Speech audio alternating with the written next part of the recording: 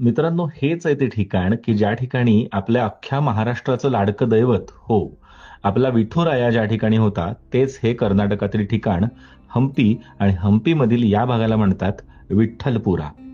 अप्रतिम वास्तुकलेचा नमुना असलेला हा भाग अक्षरशः आपल्याला वेड लावून ठेवतो आणि पाहत राहावा असं हे ठिकाण आहे. हंपीमध्ये असलेलं मोस्ट पॉप्युलर डेस्टिनेशन कुठलं असं जर तुम्ही विचारलं तर हे आहे मोस्ट पॉप्युलर डेस्टिनेशन म्हणजेच विठ्ठल मंदिर. या ठिकाणी अजून एक वैशिष्ट्य आहे. ते असं आहे की या ठिकाणी असलेला हा दगडी रथ की ज्याची चाकं जागेवर गोल फिरायची एकेकाळी. किती सुंदर वास्तुकला असेल तुम्ही कल्पना करू शकता. आज 50 रुपयाच्या नोटेवर असलेला जो दगडी रथ आहे तो याच ठिकाणचा रथ आहे आणि हाच आहे तो रथ.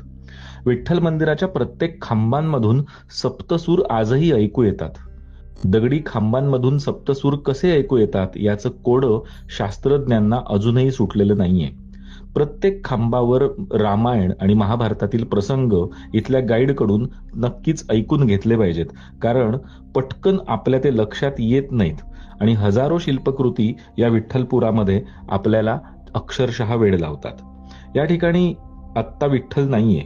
मुघल सुलतानांनी जेव्हा आक्रमण केलं तेव्हा काही महिने या ठिकाणी फक्त तोडफोडच झाली.